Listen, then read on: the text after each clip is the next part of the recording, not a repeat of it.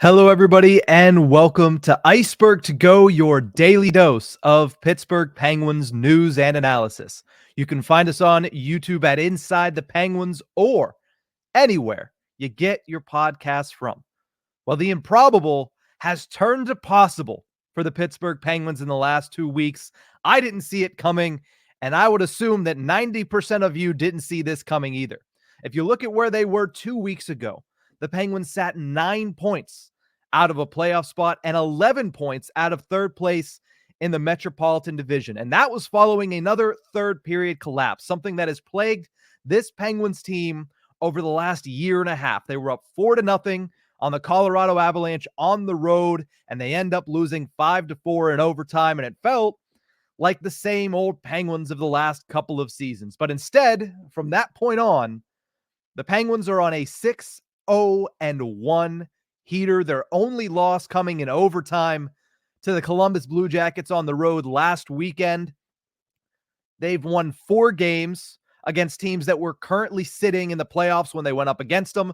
The one team that has fallen out since then is the Washington Capitals, and they've won 4 games on the road. And now, out of nowhere seemingly, the Penguins control their own destiny. Their fate, their playoff fate, is in their own hands. If the Penguins win out, 5 games remain between now and next Wednesday when the Penguins take on the New York Islanders in the final game of the regular season.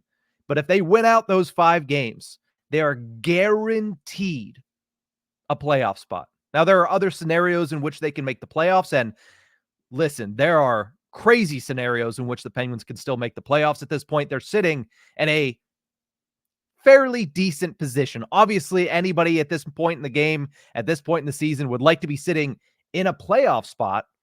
But where they currently sit compared to where they sat 2 weeks ago is miles. And when I say miles, I mean a marathon of miles better than where they were 2 weeks ago. Not only are they guaranteed a spot, though, if they win out, they're guaranteed to finish third in the Metropolitan Division, meaning they get to avoid in the first round one of the 2 division champions, whether that be the New York Rangers, who look to be the leader in the clubhouse in the Metro, or the Boston Bruins, who look to be the leader in the clubhouse in the Atlantic. To avoid them in the first round is nice, but also, compared to where they came from, the focus is on getting into the playoffs. And at that point, anything can happen. We can talk about that if and when that comes. But you look at the next couple of weeks, the 2 biggest games on their schedule, pretty easily laid out for you. Yes, tonight's game is fairly big.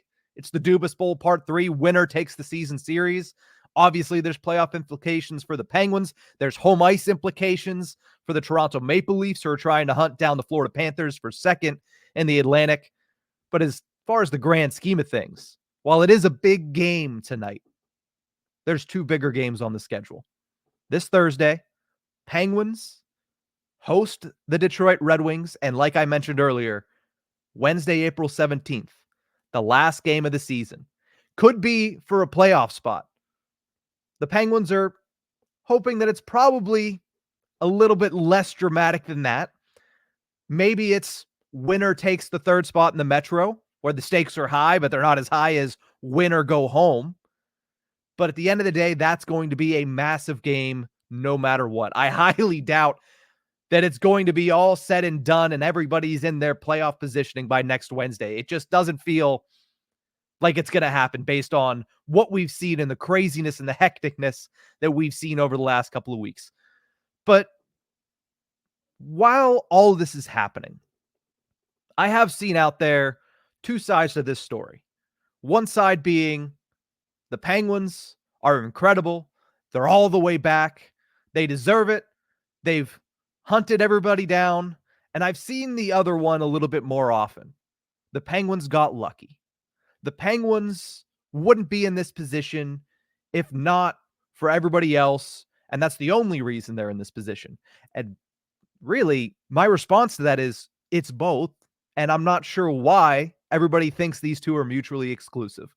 Yes, the rest of the field had plenty of opportunity to bury the Penguins. The Penguins were burying themselves at certain points throughout the season, but nobody could put that final nail in the coffin. There was always that 1% chance because nobody could take the wild card position and run away with it.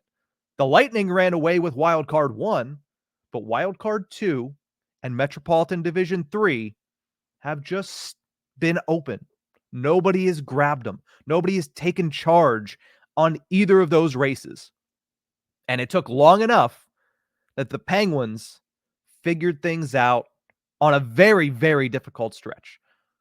So I don't take anything away from the Penguins. Do I understand that it helps that the rest of the field has struggled? It helps that the Red Wings went on, what was it, a 10, 11 game losing streak. It helps that the Flyers can't seem to put it together late in the season and their relative inexperience is starting to cost them. It helps that the Caps and the Isles have both been volatile throughout the entire process. Yes, it helps 100%.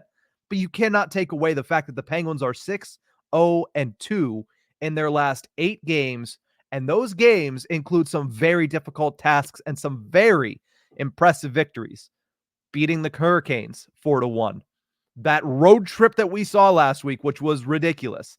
Wins over the Rangers on the road, over the Devils on the road, over the Capitals on the road, and then capping that week off with a win over the Tampa Bay Lightning at home, where it felt like their old demons might creep up. Lead turned into a tie late in the third period. But this Penguins team showed what they haven't showed a lot throughout the last couple of years. The resiliency. They've been a resilient group over the last 2 weeks. And it took a perfect storm for them to get here. Half of that storm is beyond their control. Is what's happened in Detroit. It's what's happened in Philly, like I mentioned, down the line there. But the perfect storm also had to happen within the building. Alex Nedeljkovic had to take over the crease and do everything he's doing right now, which is ridiculous. And he's not perfect. You look on Saturday, and while a lot of those goals, I don't put on him nonetheless, he makes the save. Jesse Marshall of The Athletic on Twitter says, the one thing Alex Nedeljkovic has done in almost every one of these massive wins is make the save at the moment. He's 100% correct. That's what Nedeljkovic has done. That's been the big knock on Tristan Jarry. Nedeljkovic has been able to find that, and it's backstopped him and the Penguins to this run. But it's not just Alex Nedeljkovic. It's Sidney Crosby going God mode. And that's going to be the headline.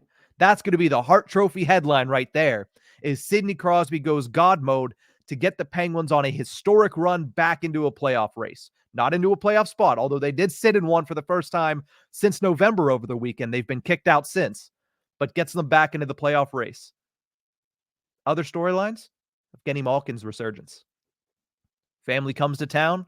He turns into 2009 Conn Smythe Evgeny Malkin. Maybe that's a little bit far, but he has been excellent. And his best game is one where he didn't even score a goal.